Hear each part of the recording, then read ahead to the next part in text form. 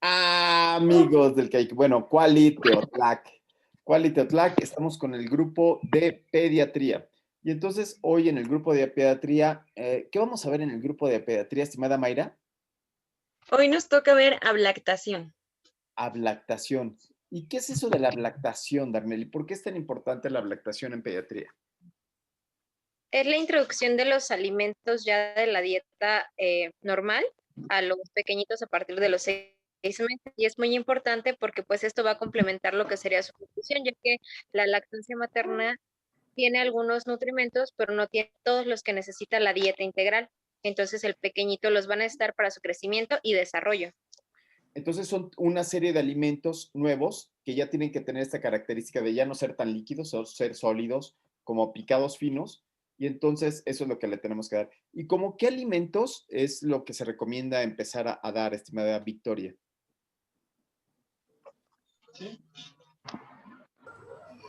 Los alimentos que se recomienda dar son las verduras, las frutas y carnes no rojas como el pollo y que tampoco son alergénicas como el pescado. Se recomienda que se comience con las frutas y verduras peladas y cocidas porque todavía no está bien maduro el intestino de los bebés para tanta fibra. Ok, ahí hay una controversia que quizás vamos a discutir y la controversia es si dar carne roja y de inicio o no dar carne roja de inicio. Y estimado Chas, ¿tú qué opinas? ¿Cuáles son los alimentos que debes de evitar? Porque aquí decía Victoria que había que evitar algunos alimentos. ¿Qué alimentos son los que deberíamos de evitar? Sí, dentro de los alimentos que debemos de evitar, pues son principalmente los alergénicos, ¿no? O sea, como las fresas, el huevo, el pescado, bueno, productos que vengan del mar, sobre todo chocolate. Chocolate. Y tú, Jimé, ¿qué opinas sobre la forma en cómo se da, Jimé? Entonces, la forma como iniciamos la lactación es picados finos o papillas o cuál es lo que tú leíste, qué fue lo que tú leíste o qué sería lo que tú recomiendas. Primero iniciar con papillas y posteriormente con picados finos. Igualmente no, bueno, probar, por ejemplo, 3 días la misma fruta y después de esos 3 días cambiar a otro tipo de fruta o verdura para que el niño pueda identificar o se pueda familiarizar con los sabores, consistencias, texturas, o sea, no combinárselos todos diario. O sea, el niño tiene que aprender y se tiene que divertir, ¿no? Bueno, y entonces, sin más por el momento, ¿qué te parece, Mayra, si empezamos con la clase como tal, ¿no? Si empezamos ya con la presentación como tal y terminamos como siempre con con un examen de Kahoot, ¿no? Entonces, venga. Muy bien. Entonces, ¿cuál es la definición de ablactación?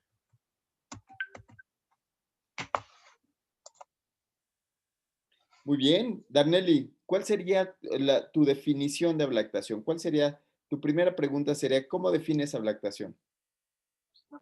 Es la introducción de los alimentos nuevos a la dieta en este caso ya no sería lactante, ya sería del niño, para que se integre a la alimentación complementaria que tendría todos los micronutrientes que necesita. Ok, aquí cabe mencionar que sí le podríamos seguir llamando lactante. Sí le debemos Aunque de sea ya seguir, con... sí, claro. Tenemos que Sí. seguir llamando Ah, ok. lactante porque en nuestra cabeza está que la leche materna o la fórmula es su alimento principal y que lo que le voy a dar son probaditas de alimento que si bien le sirven para mejorar su nutrición, no es su nutrimento principal. El nutrimento principal hasta los 2 años es la lactancia materna. Venga la diapositiva, Mayra. Exactamente. Entonces, la lactación es la introducción de nuevos alimentos, además de la lactancia materna. Recordemos que de acuerdo a la OMS, la lactancia materna exclusiva es hasta los 6 meses. Por lo tanto, el periodo de ablactación va a comprender desde estos 6 meses hasta los 2 años de edad del niño o del lactante. Y esta alimentación complementaria se requiere ya que se necesitan cubrir nuevos requerimientos nutrimentales en el lactante. Entonces, los beneficios de esta alimentación complementaria van a ser múltiples. Dentro de ellos vamos a encontrar un crecimiento y desarrollo óptimos, adecuado estado de salud y reducción del riesgo de deficiencias nutrimentales específicas. Aquí, Vamos a encontrar, sí, aquí hay una que es muy importante y que fue la controversia que tuvimos al inicio. Y es la deficiencia de hierro. ¿Qué así problema es. tiene la deficiencia de hierro, estimada Victoria Martínez? La anemia. ¿Y la anemia qué problemas tiene? ¿Por qué es tan importante la anemia? ¿Por qué sería tan importante la anemia en un niño? Le podría ocasionar fallo en su crecimiento. ¿Ok? ¿Y cuál sería la parte más importante de la falla en el crecimiento? O sea, cuando tú dices falla en el crecimiento, ¿cuál sería el punto más importante, Chas, que estás pensando decir falla en el crecimiento de dónde? ¿Que a lo alto, a lo ancho o qué? Pues sobre todo en el desarrollo, ¿no? En el crecimiento, en el tamaño, en la estatura y en el desarrollo de los órganos, por ejemplo, en el cerebro, ¿no? En el cerebro. Y entonces eso es lo que se ha visto más, estimada Jimena, que estos niños que están teniendo deficiencias de hierro, uno de los problemas que tienen es que tienen problemas de lectoescritura, que tienen problemas después, tienen mala letra, terminan siendo doctores, ¿no? Con su mala letra. Pero ¿qué otras cosas más pueden llegar a tener, estimada Jimena, dentro de estas deficiencias? Ya tenemos la de hierro. ¿Qué otra podría ser interesante? ¿Cuál otra podrías decir? De minerales principalmente, como el zinc o la vitamina D o el Que son selenio. oligoelementos. Ok, Ujú. concentrándonos en el zinc y en el hierro, ¿qué puede provocar una deficiencia de zinc y hierro? Mm, ¿Qué alteraciones puede provocar? Bueno, pues la mayoría de las alteraciones, estimada Fátima, tienen que ver, sobre todo las de zinc y hierro, tienen que ver con la parte de la inmunidad, ¿no? Entonces, con la respuesta a las infecciones. Pero cuéntanos, Fati, qué otra conoces, qué otra conoces más que tengamos que entrarle duro a estas deficiencias que pueden tener estos bebés? Ya habíamos dicho zinc, hierro, y además, Jimena Bueno, había hablado de vitamina D. ¿Qué alteración conoces tú con la vitamina D?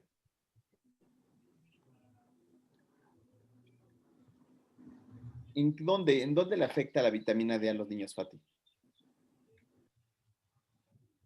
Pues podría ser para la absorción del calcio, o sea, para que puedan absorber el calcio.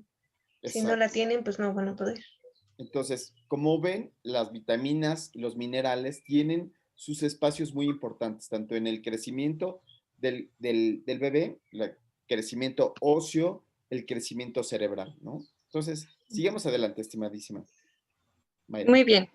Entonces, esta alimentación complementaria puede tener una introducción temprana o tardía. Se considera temprana cuando es antes de la semana 17 de vida y tardía cuando es después de la semana 26, aunque ya hablamos que lo ideal pues sea a los 6 meses. ¿Y de qué depende que sea? O sea, aquí estamos diciendo que es entre los 4 y los 6 meses. Y Sí. ustedes, usando su juicio clínico, Jos, utilizando tu juicio clínico, ¿cuándo lactarías a los 4 meses y cuándo lactarías a los 6 meses? Usando tu juicio clínico, quizás no haya nada escrito por ahí, pero ¿tú qué opinas, estimada Jos?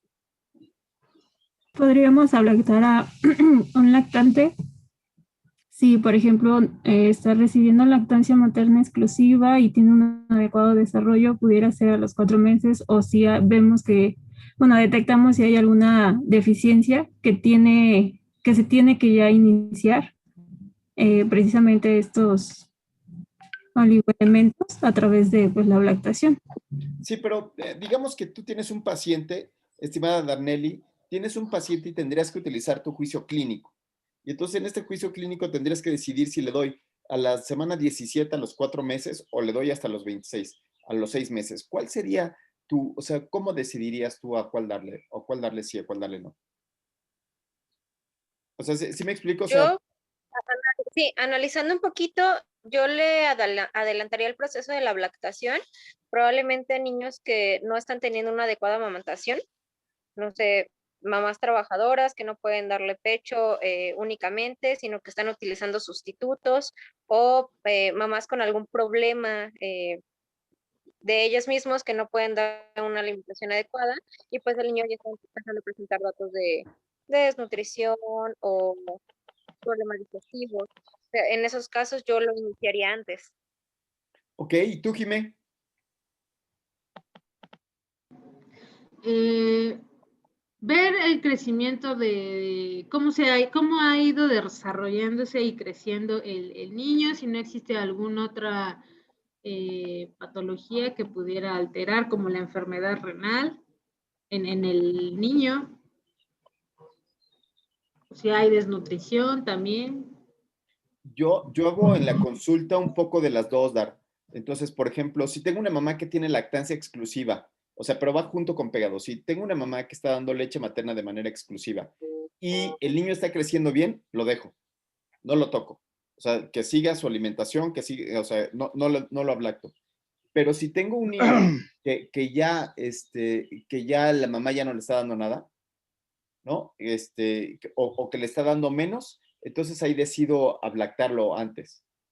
Y también lo que me pasa, Jime, es que si en mi curva de crecimiento y desarrollo el niño empieza a bajar de peso, empieza a tener alguna alteración, también empiezo la lactación, ¿no? Casi siempre la empiezo, por ejemplo, con cereales, ¿no? Entonces empiezo con cereales sin gluten y un poco de frutas y verduras.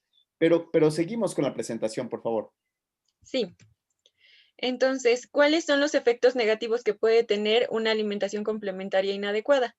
Ya sea que se introduzcan los alimentos de forma tardía o que no sean los alimentos ideales.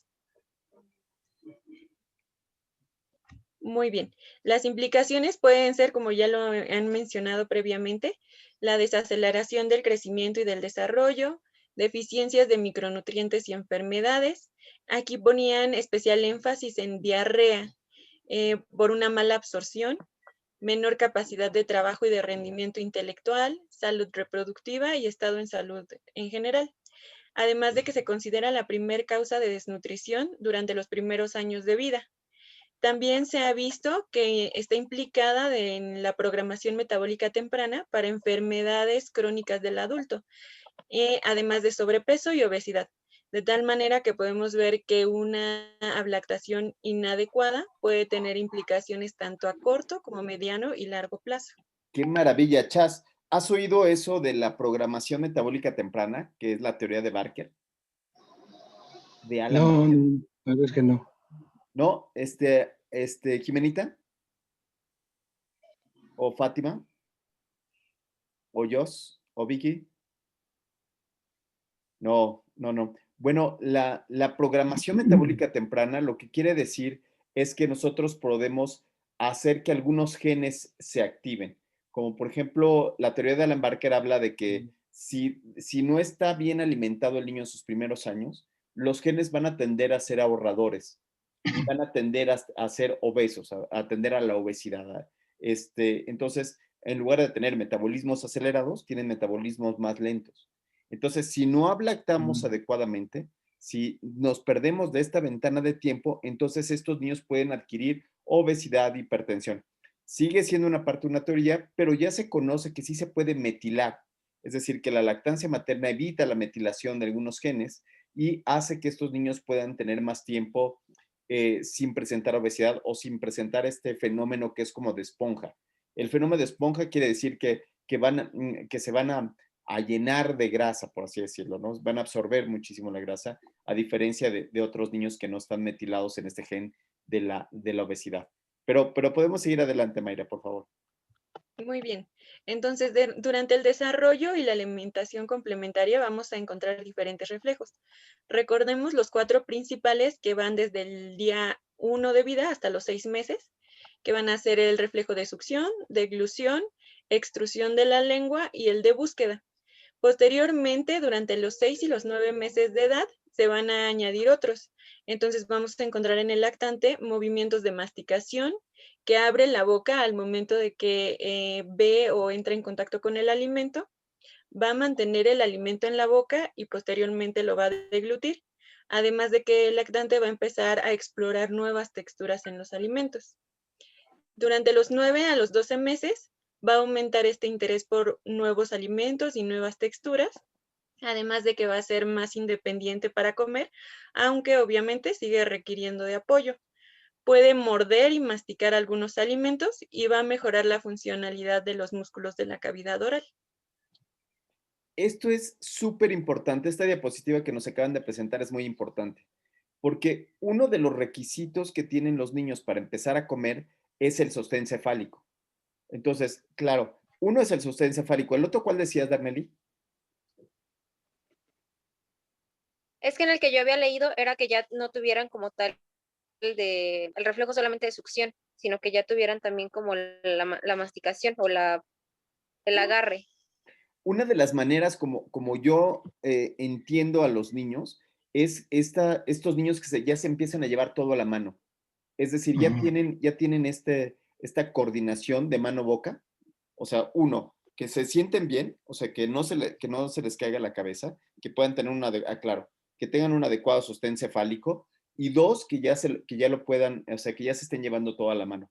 Me llama mucho la atención porque las abuelitas siempre empiezan, ¡ay, ese niño se está llevando todo a la boca! ¡Quítaselo! No, se va a enfermar.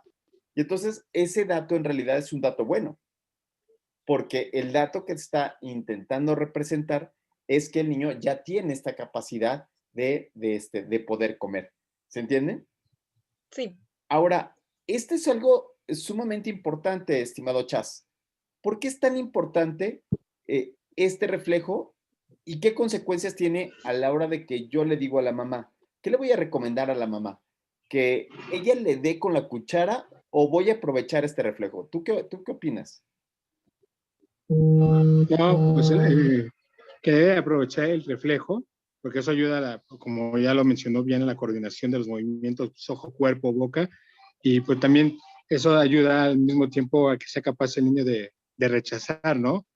El alimento en caso de que, bueno, tenga saciedad o desagrado hacia el alimento. Por lo tanto, Jimena, ¿qué es lo que le voy a recomendar? Entonces, aquí me va a salir una recomendación. Ya tenemos la recomendación de entre 4 y 6 meses por estas características. Y ahora, ¿cómo le voy a dar de comer? El cómo es muy importante. Es 1, A, con cuchara, o B, con las manos y que se llene de todo el cuerpo con eso.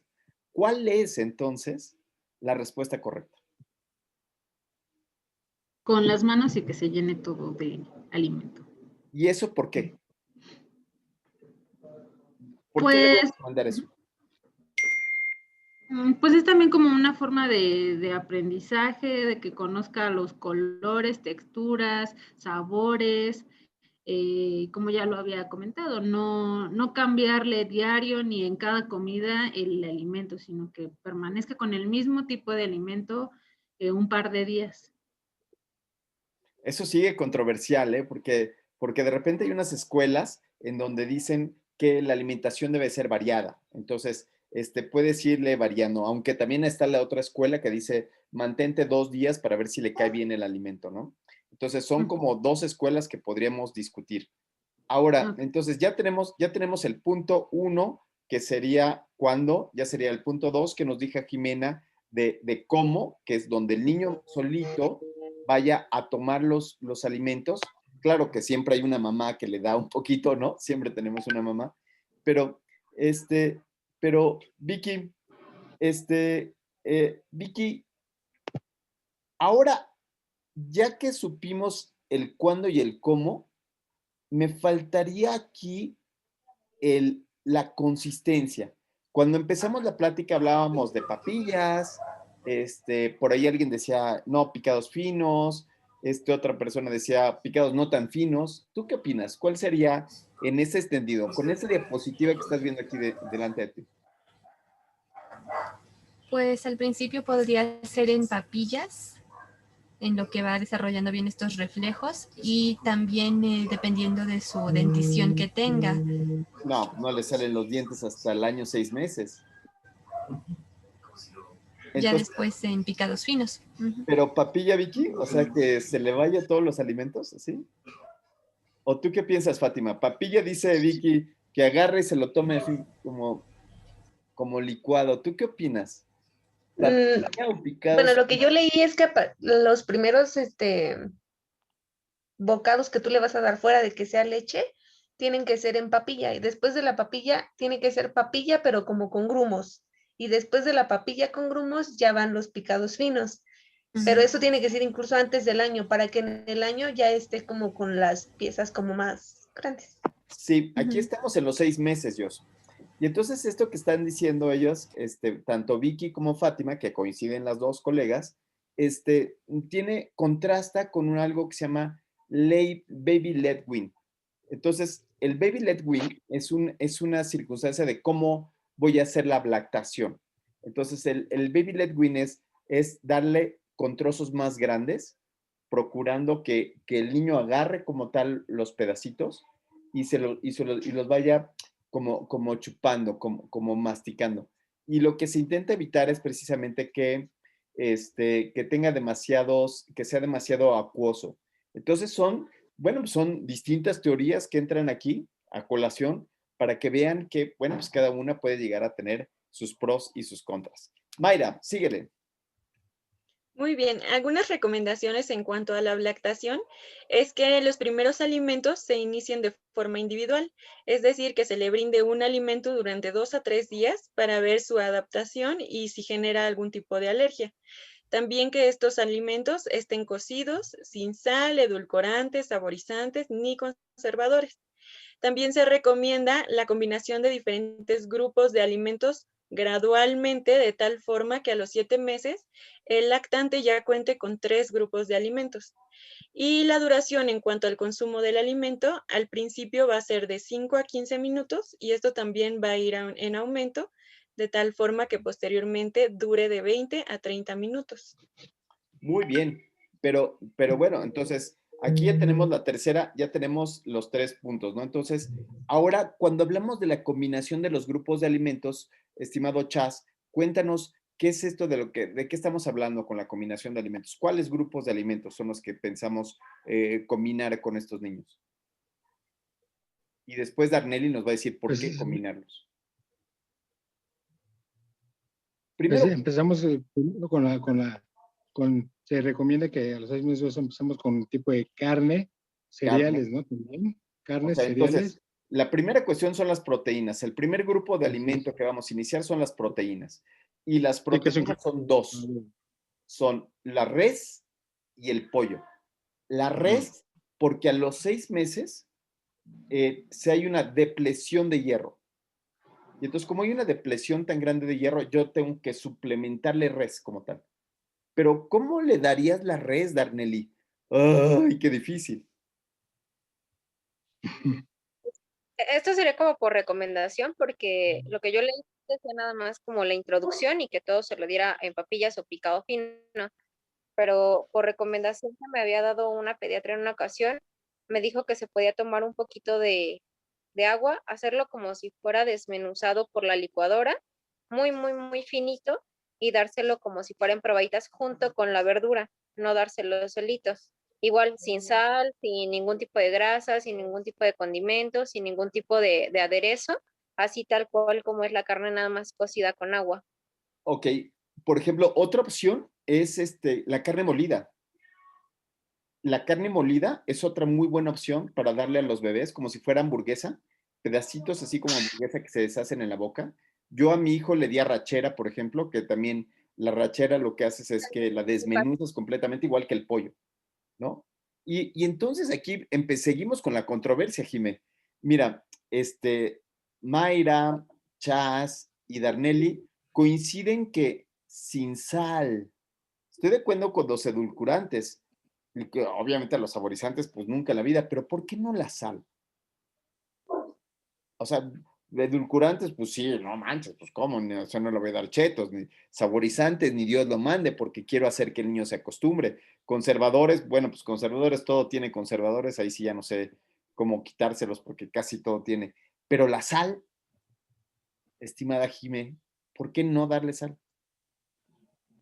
Porque, bueno, yo lo veo así, porque una persona ya con sus años ya se adaptó al consumo de sal y a lo mejor para esa persona es poquito, pero realmente es mucho. O sea, porque ya es cuestión de gustos y un bebé quizás no va a, bueno, no va a ser lo adecuado que le pongamos mucha sal para un bebé.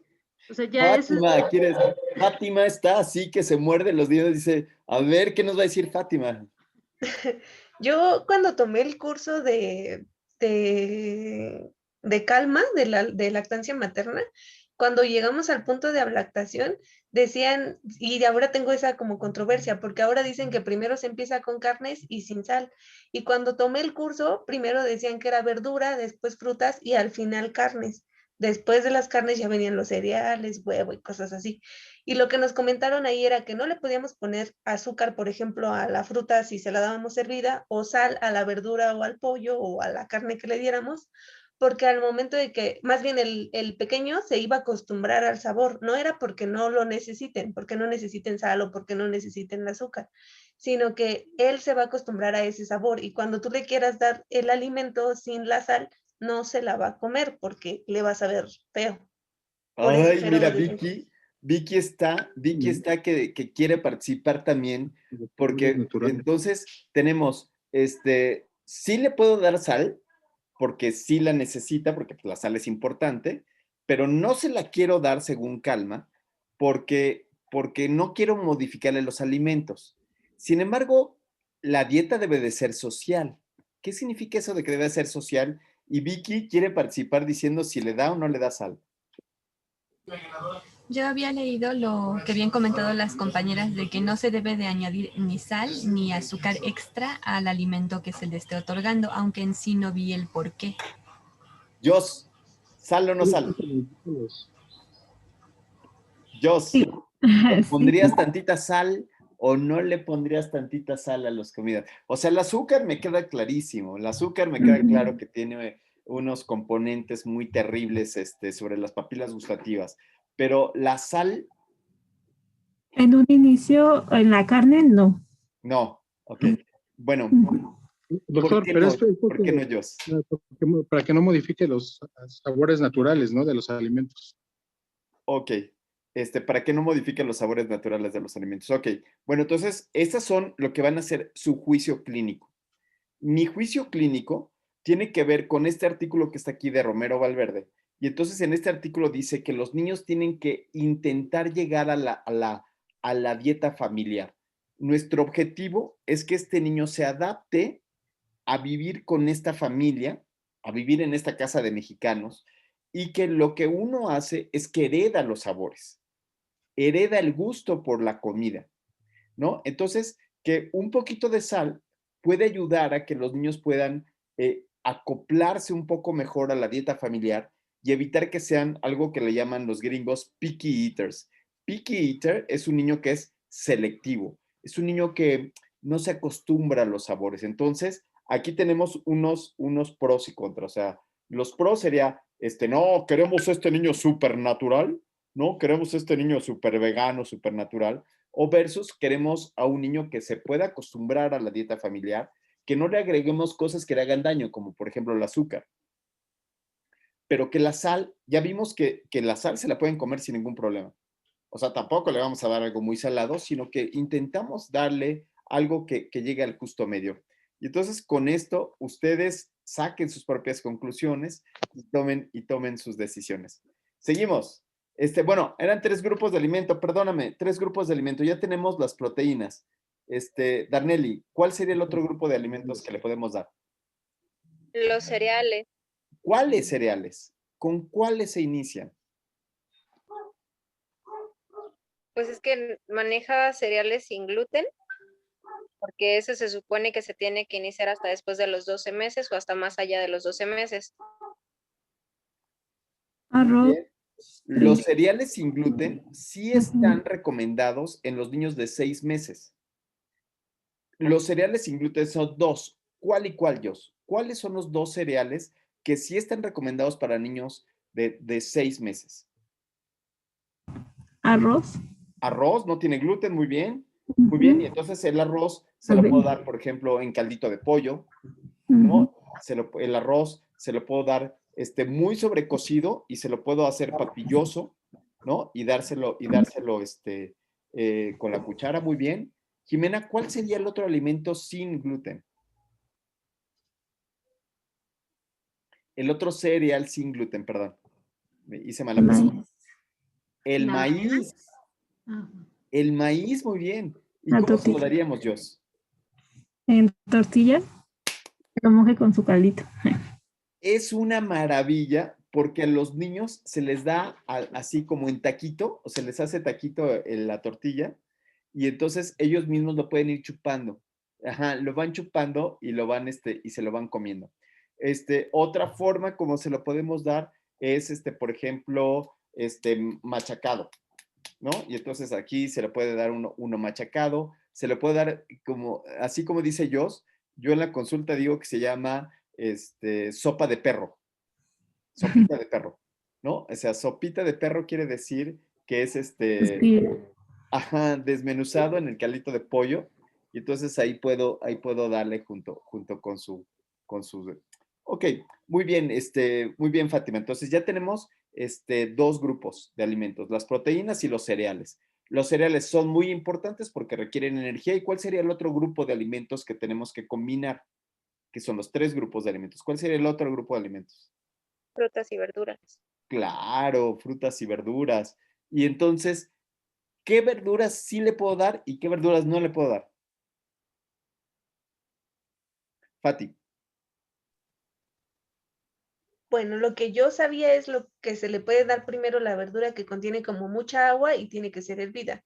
Entonces se inicia con el chayote y de ahí recuerdo que era chayote, zanahoria y no me acuerdo de la otra. Pero todo lo que tenía semillas, como por ejemplo calabaza, pepino y esas se quedan al final. Pero tiene que ser al principio lo que tiene mucha agua y que se puede hervir. Ok, y entonces yo les recomiendo, por ejemplo, que a estos niños de colación les podamos dar verduritas hechas en juliana. Entonces, para que los niños agarren el alimento hervido como tal, o sea, sobrecocido, hervido, y puedan, ¿cómo se llama? Comérselo, agarrándolo, ¿no? Entonces, esa puede ser una opción. Y calabaza es una buena opción, zanahoria es una muy buena opción, ¿no? Y de frutas, estimada Vicky. Se recomiendan como manzana, pera, Manzanita, frutas que pera, no sean muy hiperalergénicas. Y plátano justamente, rallado. Sí. ajá, y la ¿Cuáles son las manzana y que la no? pera cocidas. ¿Cuál es la que no? Los cítricos, las fresas. Y los frutos del bosque en general, ¿no? Ujú. Ok, Sí, muy todos bien. los berries. Ujú. A todos los berries. Eso diríamos, vamos a esperarnos un poco más. Seguimos en la presentación. Muy bien, entonces, ¿cuándo va a poder el lactante consumir los mismos alimentos que el resto de la familia? Que este sería el objetivo, digamos. Entonces, de acuerdo a la norma oficial mexicana del 2012, vamos a ir por edades, recordando que lactancia materna exclusiva es de los 0 a los 6 meses de edad y es a libre demanda. De los 6 a los 7 meses, entonces vamos a iniciar con todos los alimentos que ya comentaron: carne, cereales, verduras y frutas. Y estos alimentos van a ser con una frecuencia de 2 a 3 veces al día y la consistencia va a ser en forma de puré o papillas. Es importante la consistencia, que también vaya en aumento conforme va creciendo el lactante. De 7 a 8 meses vamos a introducir las leguminosas como frijoles, habas, garbanzo, lenteja y alubias. La frecuencia de estos alimentos va a ser 3 veces al día y además de purés vamos a introducir picados finos o alimentos machacados. De 8 a 12 meses vamos a introducir derivados de la leche como queso, yogurt, huevo y pescado. En cuanto al huevo y al pescado, se hace un paréntesis, porque si en esa familia hay antecedentes de alergia a estos alimentos, se tiene que retrasar hasta después del año. Si no hay antecedentes, entonces se da entre los 8 y 12 meses.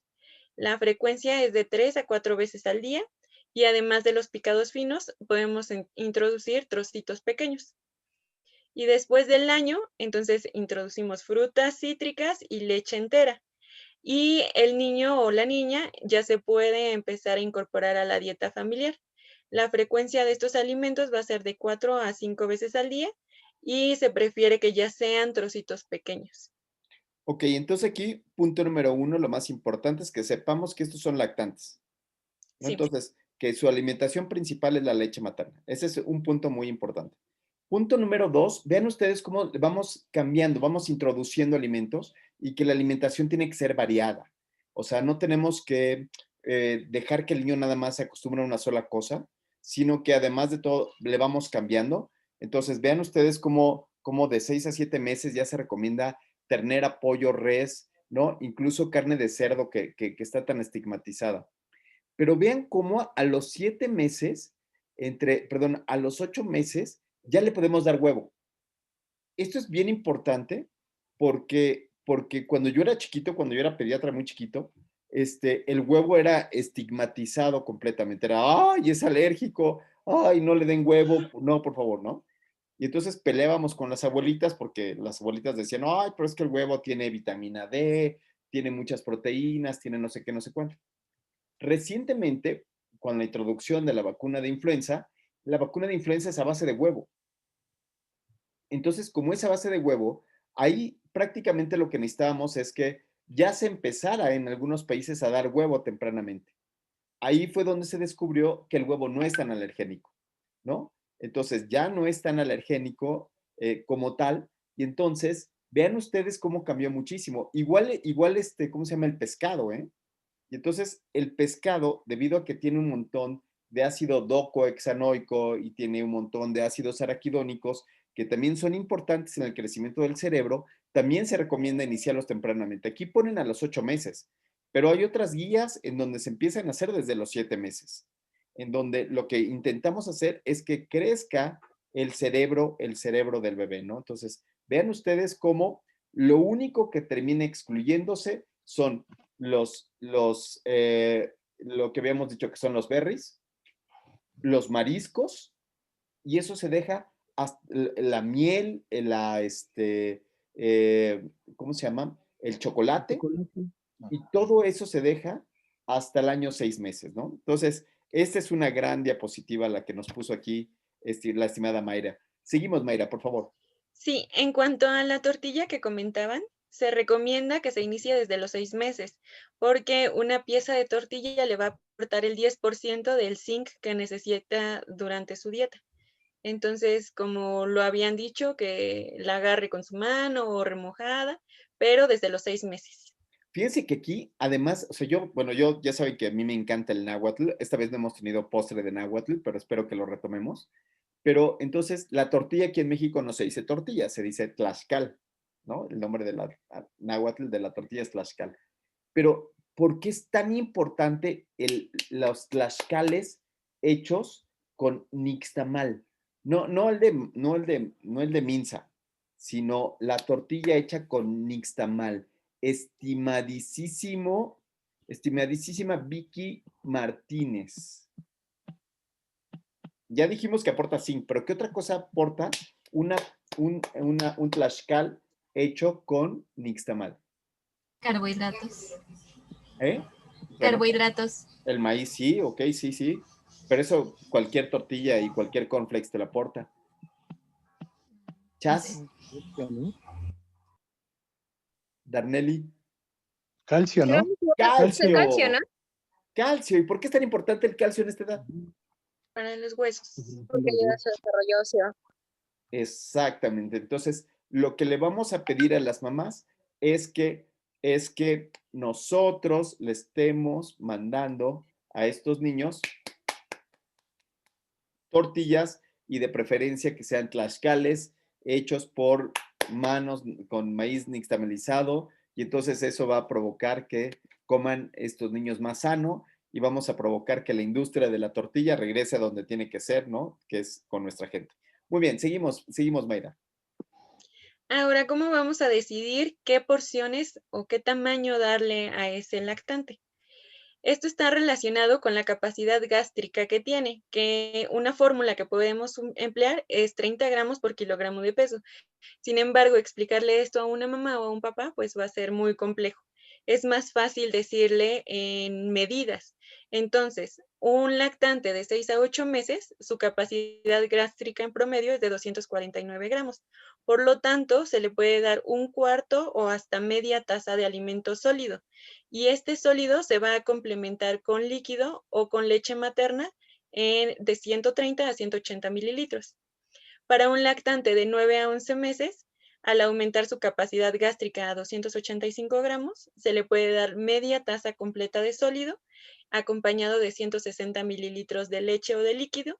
Y para un niño de 12 a 23 meses, con una capacidad gástrica de 345 gramos, se le pueden dar 3/4 de taza o incluso una taza completa de alimento sólido y de 95 a 165 mililitros de líquido. Si nos preguntaran en cuanto a cada alimento cómo irlo incrementando, esto va a ser también de acuerdo a sus edades. En promedio, entre los 6 y los 8 meses de edad, se debe de aumentar 2 cucharadas soperas del alimento. Entre los 9 y 11 meses son de 4 a 6 cucharadas soperas y después del año pueden ser de 6 hasta 8 cucharadas soperas. Estos datos son incontroversibles. Yo creo que aquí está súper padre ver cómo podemos guiarnos, ¿no? Entonces, otra opción también es ver las reacciones del niño. Entonces, muchas de las ocasiones, el lugar donde sentamos al bebé es importante. Entonces, lo que tenemos que hacer es procurar que ese niño tenga los pies en algún lugar, para que en el momento que la pancita se llene del bebé, el niño rechace el alimento.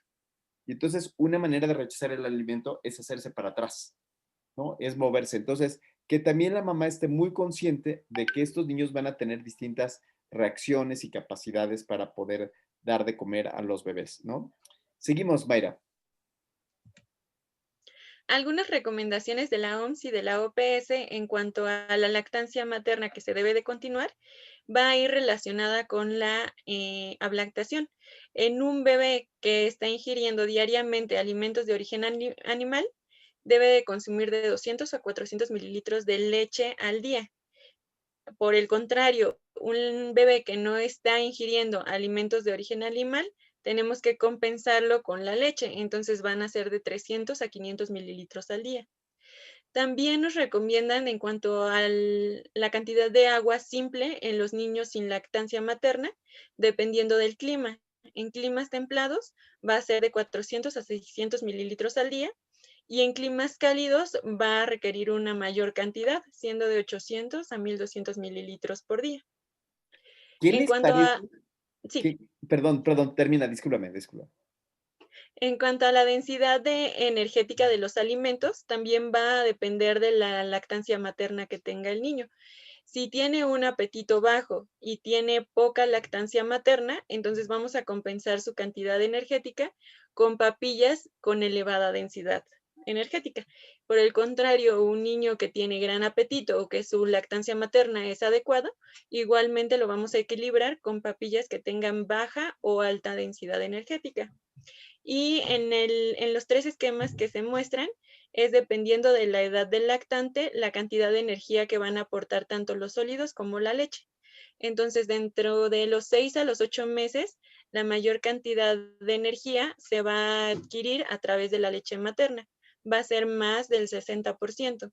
Entre los 9 a los 11 meses, se va a empezar a incrementar el aporte de energía a través de los sólidos, siendo ahora sólidos del 60% y de leche materna menor del 40%. Y después del año, la mayor cantidad de energía que va a adquirir va a ser a través de los sólidos o de la alimentación complementaria. Ok, aquí viene una parte bien interesante. La parte bien interesante es que vean el consumo de leche que se recomienda al día, de 200 a 400 mililitros de leche. Esto se los paso yo al costo, pero un niño puede llegarse a tomar 1 litro de leche al día. Es decir, las mamás, bueno, uno no le mides porque está tomando leche materna, pero la otra es que los niños pueden llegar a ser todos unos becerros. Entonces eso puede guiar a que estos becerritos se lleguen a tomar 1 litro de leche al día, ¿no? Entonces, aquí hay que poner muy en cuenta que hay que controlar la leche. Sí son lactantes, sí, pero hay que controlar la cantidad de leche que tienen que tomar, ¿no? Para que puedan tener espacio para comer el resto de los alimentos, que tienen oligoelementos, que tienen proteínas y que tienen todas las demás condiciones. Ahora, viene aquí un tema que es el agua simple. Entonces, aquí viene el tema del agua simple. ¿Por qué es tan importante? ¿Por qué le doy agua simple a niños sin lactancia, Fátima? ¿Y por qué a los niños con leche materna no les doy agua simple? Porque a los niños que están alimentados con lactancia materna no necesitan darle líquido de más, porque todo lo que tiene la leche materna es lo que ellos necesitan. Y un niño que no está alimentado de lactancia, bueno, de leche materna, obviamente va a necesitar hidratarse y tiene que ser, pues, que mejor que con agua simple a que le demos agua de sabor. Eso es totalmente correcto. Es decir, la primera fase de la leche es un agua muy especial que tiene los electrolitos suficientes para hidratar al bebé. En cambio, la fórmula sí tiene leche, sí tiene agua, pero no tiene estas características. Por eso es que se puede incrementar el agua simple. O sea, se tiene que dar un poquito más de agua simple y se tiene que pensar en no sobrellenar a estos niños de leche, porque lo que voy a hacer es que los voy a conducir a obesidad, ¿no? Entonces, allí hay que tener mucho cuidado en la cantidad de leche que se les da. Seguimos, Mayrita. Entonces, también vamos a tener porcentajes en un lactante en cuanto a proteínas, grasa e hidratos de carbono. Igualmente va a ser referente a su edad. Entonces, para un lactante de 6 a 8 meses, la cantidad de proteínas de su dieta total va a ser del 6 al 8%, de grasa de 40 a 60% y de hidratos de carbono 32 a 54%. En un lactante de 9 a 11 meses, la cantidad de proteínas va a ser de 6 a 8%, la cantidad de grasa de 35 a 40% y de hidratos de carbono 50 a 55%. Y vamos a ver que a partir de los 12 meses, las proteínas van a aumentar hasta un 10 a 14%, la cantidad de grasa tiene que disminuir a 35% y los hidratos de carbono van a representar de un 55 a un 60%. Y siempre tenemos que contemplar que el consumo de azúcar simple sea menos del 10% de su dieta total. Darnelli, antes de esta, Darnelli, ¿qué te parece la cantidad de cereales, de cereales que se le tiene que dar al niño, de la cantidad de hidratos de carbono que se le da a los niños?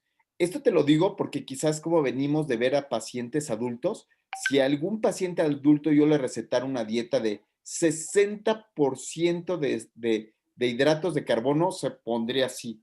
Pero en un niño no. Viene de 55 a 60% de hidratos de carbono. ¿Por qué pasa esto?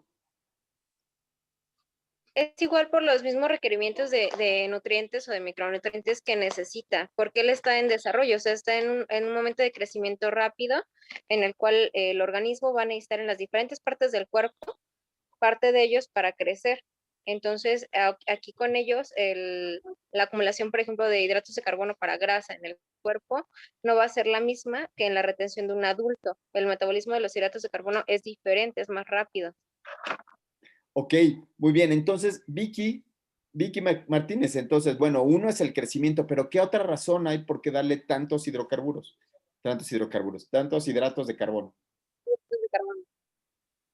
Porque Uno, está yo digo gastando ya el más. crecimiento. Ajá. ¿Por qué está gastando más calorías? ¿Por qué gasta más calorías?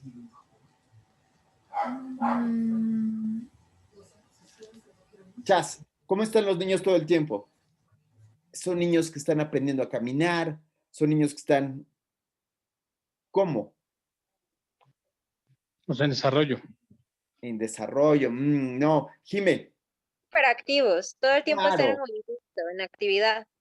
claro. Estos son niños que tienen una actividad muy alta, son niños que se están moviendo todo el tiempo y que se llegan a gastar. Entonces, mamás que son muy piquis y que no le quieren dar hidratos de carbono porque no entienden que estos niños necesitan los cereales, ¿no? Que necesitan particularmente los cereales. Entonces, a la hora de que no entienden esto, entonces se desnutren los niños. Entonces, una verdadera causa de desnutrición es la desnutrición energético-calórica que habíamos visto, que se manifiesta no por la disminución de la talla, sino por la disminución del peso. Y entonces aquí nada más disminuye el peso y se soluciona dándole hidratos de carbono. Pero vean en esta tabla cómo es de importante. Vean, las proteínas no cambian mucho, de 1.5 a 1 por kilo de peso, 6 gramos, 6 gramos y medio, 7 gramos, no cambia mucho. Pero lo que cambia abismalmente es la cantidad de hidratos de carbono, ¿no? Entonces esta diapositiva está increíble, ¿no? Seguimos adelante. Entonces, ¿a qué edad se deberían de iniciar alimentos que son potencialmente alergénicos? ¡Uy, qué preguntota! Muy bien, pues se ha observado en múltiples estudios que la tolerancia inmunológica se adquiere a partir del 4º mes de vida y que la inducción de esta tolerancia oral debería de ser entre los 4 y los 6 meses de edad. Esto es porque la base de la alimentación del lactante a esta edad es leche materna y a través de esta leche materna se le va a aportar al lactante inmunoglobulinas como la A, interleucina 10, factores de crecimiento y antígenos. Por lo tanto, no se recomienda que se realice la restricción o que se aplace esta introducción de alimentos. Algunos aminoácidos como el omega 3 y el colesterol van a funcionar como protectores de reacciones alérgicas. Los triglicéridos de cadena media y el omega 6 van a favorecer la sensibilización y las reacciones alérgicas. La fibra va a estimular la producción de células TREG que van a tener actividad a nivel intestinal y pulmonar. La vitamina A va a producir tolerancia oral y menor inflamación de vías respiratorias. Y la vitamina D va a proteger contra dermatitis atópica. Entonces, pues ya sabemos, entre 4 y 6 meses de edad podemos introducir algunos alimentos. Estos alimentos potencialmente alergénicos, pues son mariscos, huevo, leche, semillas o frutos secos, almendra, cacahuate y la soya. Aquí, este es un punto muy importante porque lo que se pide es que lo que se ha visto es que estos niños que tienen lactancia materna exclusiva o tienen lactancia materna y les dan de comer distintos alimentos, se disminuye la cantidad de alergias. Por ejemplo, en Australia hay una cantidad de alergias al cacahuate muy, muy grande. Y entonces, una manera de combatirla fue mediante la introducción temprana, en lugar de esperarme mucho tiempo, me introduzco tempranamente el cacahuate para disminuir la cantidad de alergias, lo cual sería contraintuitivo, ¿no? O sea, la intuición diría, no, espérate que esté más grande, sino aquí lo que vemos es que cuando que va acompañado con leche materna, porque tiene IgA e interleucinas, entonces eso disminuye las reacciones alérgicas. Otro punto muy interesante es el pescado. Entonces, el pescado se introducía hasta después del año, pero ahora se conoce que como tiene omegas, tiene ácido docohexanoico, ácido araquidónico, entonces acompañado de los oligosacáridos de la leche humana, hacen como una especie de conjunto que hacen que disminuyan las alergias, hacen que disminuya la dermatitis atópica y hace que disminuya el asma. Entonces hay que introducir y hay que empezar a darle pescado tempranamente, como habíamos visto más o menos entre los 7 y los 8 meses. Hay que empezar a darles todo eso. Y otra cuestión es la vitamina A y la vitamina D. El huevo, que tiene mucha vitamina D, protege contra la dermatitis atópica. ¡Guau! Entonces, aquí cambian muchos nuestros conceptos que habíamos estado mencionando durante toda la plática, ¿no? De cómo sí podemos empezar algunos tipos de alimentos dependiendo del niño, ¿no? Seguimos, Mayra. ¿Se le puede dar a un lactante piloncillo o miel de abeja? ¿Ustedes qué opinan? No. Yo leí que no. Bueno, la miel de abeja leí que no. Ajá. No. Jocelyn. Sí. ¿Tú sí? Ah, no. La miel de abeja no. No. Chas. No. No, pues según yo no, ¿no? Principalmente porque aparte es hiperosmolar, ¿no? Entonces afecta el intestino. Jimenita, ¿sí o no? No. No. Fátima dice que no. Vicky. No, No, venga, la respuesta correcta es Mayra. Es no. Ningún tipo de alimento o bebida azucarada. Esto es porque el dulce va a producir efectos adictivos en el bebé y va a preferir estos alimentos respecto a otros. Entonces, esto también va a favorecer o va a aumentar el riesgo de sobrepeso y obesidad en ese lactante. No se recomienda en menores de 2 años, ni piloncillo, miel maple, miel de abeja, almíbares, jugos, nada que tenga azúcar. De acuerdo a la OMS, la cantidad de azúcares simples no debe de exceder el 5% del valor total de su dieta. Y en cuanto al gluten, se recomienda que se introduzca entre los 4 y 7 meses de edad. Ok, entonces, Bueno, yo leí que la miel, también otro del por qué no se debía de dar es por el riesgo de Clostridium. Y ya, nada más. Fátima. Y de enterocolitis necrotizante, ¿no? Sí. Ah, era eso que dijo Jimé, que si nosotros le damos miel de abeja es raro, pero es muy grave. O sea, si le llega a dar al pequeñito, es muy raro que se presente, pero cuando se da, es muy grave que se les dé el botulismo infantil por la exposición hacia las esporas de la bacteria. Entonces, por eso es que no se les recomienda dar la miel de abeja. Y Muy bien. muchas veces me ha tocado ver que endulzan el agua o lo que le quieren, aparte de que ya les estás dando leche materna, no tienes por qué darle agua. Y el agua la endulzan con miel de abeja. Entonces, eso pues no está bien. Aquí el punto básico es que otra cosa que también hay que decirlo es que no recomendamos ningún tipo de jugo, ninguno. O sea, estas mamás de que, ay, le hice yo su juguito, yo con mis propias manos, no le agregué nada. Tampoco eso, porque estoy concentrando demasiadas frutas en una sola bebida. Entonces, ninguna fruta, ninguna bebida azucarada, ni agregarle absolutamente nada. Aquí hay una controversia con el gluten, si empezar entre los 4 y los 7 meses. Entonces, en general, tendríamos que ver si hay algunos familiares que sean alérgicos, y entonces en los familiares que sean alérgicos empezaremos a los 7 meses con el gluten. Entonces, yo lo que hago en mi práctica clínica es como no sé, como no estoy completamente seguro, yo inicio primero cereales sin gluten a los 6 meses, que sería arroz y maíz, y después a los 7 meses voy introduciendo ya cereales con gluten, que son todos los demás. Y entonces voy empezando, por ejemplo, con un poquito de pan,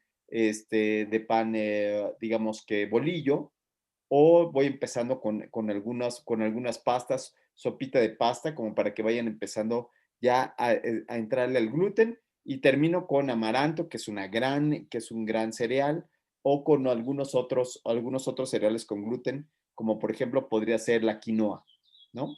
Seguimos, Mayrita. En cuanto a edulcorantes artificiales y productos light, tampoco están recomendados en menores de 24 meses, ya que estos pueden afectar la microbiota, igualmente preferencia por sabores dulces y aumentar el riesgo de alteraciones metabólicas, también el riesgo de sobrepeso y de obesidad. En cuanto a la sal, se recomienda que se introduzca a partir del primer año de vida. La cantidad serían 1500 miligramos diarios y esta es la misma cantidad que se va a utilizar durante el resto de la vida adulta. Para la prevención del riesgo de anemia, que era una de las patologías que comentábamos al principio, se van a introducir alimentos que contengan hierro M, hierro no M y también fuente de vitamina C, ya que la vitamina C va a ayudar a mejorar la biodisponibilidad del hierro no M. Entonces, en esta tabla encontramos en qué grupos o en qué alimentos vamos a poder disponer de ese hierro. Del hierro M lo vamos a encontrar principalmente en carnes rojas, hígado, vísceras y en pescados. El hierro no M lo vamos a encontrar en frijoles, soya, alubias, lentejas, habas, garbanzos, en verduras como espinacas, acelgas, quelites, verdolagas, guasontles, hojas de chaya, tomatillo, chile poblano, calabacita, etc. También en algunas oleaginosas como almendras, semillas de girasol y nueces, y en cereales infantiles que ya vienen fortificados, además de productos elaborados con harinas a base de granos enteros y fortificados con hierro. Y la vitamina C que debemos de utilizar con los alimentos anteriores van a ser pimiento dulce, brócoli, col de Bruselas, coliflor, melón, guayaba, grosella negra, kiwi, fresa, cítricos como mango y tomate rojo. Qué maravilla. Entonces aquí ya empezamos a cerrar el punto. Entonces, ¿con qué empezamos? Empezamos con carne, Sí. ¿no? Y carnes rojas, res como tal, ¿no? Entonces aquí, esto que decían las abuelitas, que le daban sus menudencias, es totalmente cierto. Las menudencias, la morcilla, que en realidad la morcilla en español se llama, a Vicky no le gusta, pero es, ¿cómo se llama? La moronga, Vicky. Ya me imagino un taco de moronga, Vicky, ¿no? ¿Te gusta la moronga? No, tiene cara de que no le gusta la morcilla. El hígado, guácala, pero bueno, a veces a los niños sí les gusta, ¿no? Y después de esto también hay algunas leguminosas que no tienen grupo M, pero a pesar de que no tienen grupo M, pues sí ayudan un poquito a subir el hierro, pero nosotros preferimos las que tienen grupo M, que las fuentes de hierro con grupo M, porque son más biodisponibles. Es más fácil que le llegue a donde tiene que llegar, ¿no? Entonces, sí le vamos a dar todo esto, pero, y la vitamina C, que decíamos, los cítricos no se los vamos a dar, pero hoy en día sabemos que se los damos a los 7 meses. No se los damos de inicio, pero sí a los 7 meses. Y de inicio, ¿qué le damos? Le damos brócoli, le damos coliflor, le damos frutas como el melón, ¿sí? Y tomate, ¿no? Entonces, que son alimentos que sí que tienen vitamina C, ¿no? Seguimos con la presentación. Muy bien, algunas prácticas inadecuadas durante la lactación va a ser el uso de biberón. Se recomienda que se utilice únicamente en caso de que no se esté dando lactancia materna y que el recipiente sea exclusivo para la fórmula, además de que se debe de retirar gradualmente y a partir del año introducir el uso del vaso entrenador. Otra práctica inadecuada es la consistencia de los alimentos, ya que muchas veces inician con los trocitos finos o dejan mucho tiempo las papillas. Esta consistencia también debe de ir en aumento, como ya habíamos hablado, purés o papillas, picado fino y trocitos. Ahora, hay otro tipo de dietas que se pueden implementar como las veganas o las vegetarianas. ¿Ustedes las recomendarían a un lactante?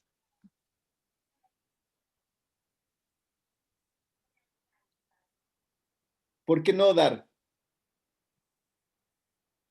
Hiciste así muy fuerte. ¿Por qué no darlas?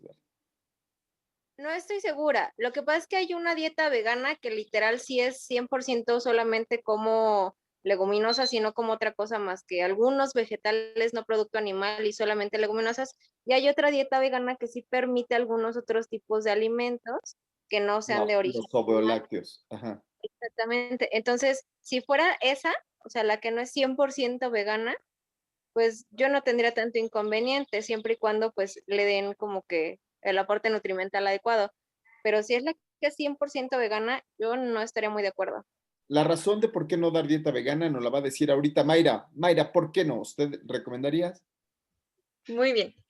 No se recomienda de primera instancia, sin embargo, si la familia es vegana o vegetariana y quiere introducir la misma dieta en el lactante, sí se puede hacer, ya que también se ha demostrado que tiene ventajas. Algunas de estas ventajas es que tienen menor riesgo cardiovascular, sus niveles séricos de colesterol se van a mantener en parámetros normales, van a tener un menor riesgo de hipertensión y de diabetes mellitus tipo 2. Y una ventaja es que sí pueden llegar a tener su crecimiento y desarrollo adecuado. Existen diferentes dietas. Está la dieta semi-vegetariana, en la cual sí incluye aves y pescado.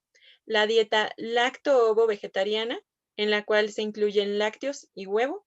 La dieta lacto-vegetariana, que incluye lácteos, los veganos, que no van a incluir ningún grupo de origen animal, ni para comer, ni para vestir, y los macrobióticos, en la cual se van a introducir algunos grupos de origen animal. Las recomendaciones para las mamás que van a introducir este tipo de dietas en sus bebés es que tengan lactancia materna exclusiva durante los primeros 6 meses de vida, que utilicen fórmulas a base de soya y que utilicen la alimentación complementaria con prevención de carencias nutrimentales, es decir, enfocando los grupos de alimentos que pueden prevenir esas carencias. Fíjense que yo hice un artículo sobre las leches de soya. Y entonces, cuando yo era chiquito y hicimos ese artículo sobre las leches de soya, que se lo recomiendo mucho, cuando hablaban de dar leche de soya, decían no, porque tiene fitoestradioles. Entonces, estos fitoestradioles lo que provocaba es que feminizaban a los niños. Y otra cuestión que decía es que no, la leche de soya no ofrece tantas ventajas en relación a los grupos M y todo lo demás, y hace que los cerebros sean menores y tengan menor lectoescritura.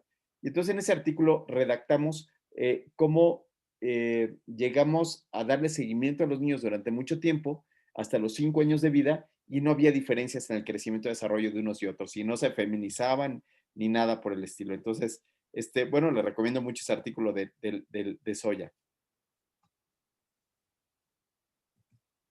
Muy bien, entonces para la prevención de carencias nutricionales, vamos a tener que se prefiere el aporte de proteínas que se aumente a un 35%, que se le den ácidos grasos omega 3 como linaza, aguacate, aceite de pescado, tofu, fórmulas de soya, vitamina B12 a través de cereales fortificados, fórmulas de soya, arroz fortificado. En este apartado, en cuanto a la lactancia materna, se recomienda que sean 0.4 gramos por día desde el nacimiento hasta los 6 meses y 0.5 gramos al día después de los 6 meses. En el aporte de zinc, cereales fortificados, leguminosas, cereales integrales, germen de trigo, tofu, pan de grano entero con levadura y aumentar el consumo de vitamina C.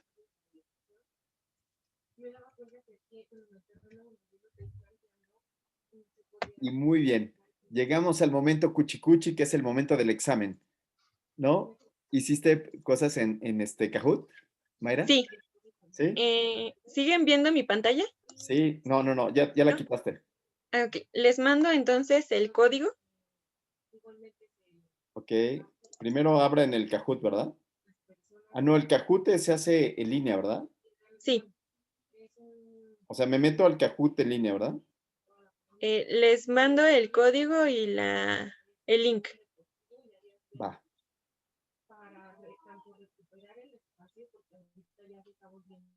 Ya lo tengo. Y entonces, enter el pin. Sale. Ah, no vemos tu pantalla. Pin del juego, ¿cuál es? 1943 1943 555. 555, perfecto. ¿Listos? Me Ay, no, parece que no reconoce el PIN. a mí tampoco. 1943 555. Igual. Ah, no, perdón, es 1942 555. 423 555. No, 1942. Sí. Ajá. Ah, sin el 3. Ok.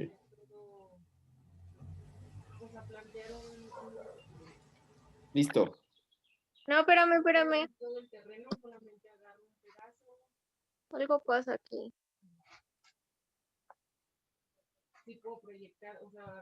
Ay, no quiere el mío. Tampoco el mío. ¿Qué les dice?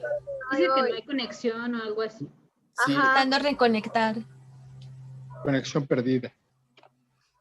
sí, a mí también.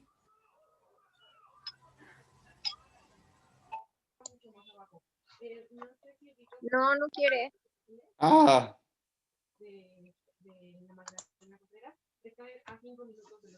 bueno, nos metemos. Yo creo que. Ah, ya va.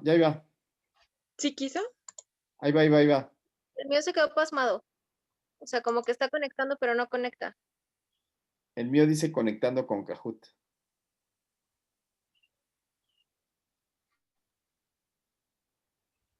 Mira, sale aquí.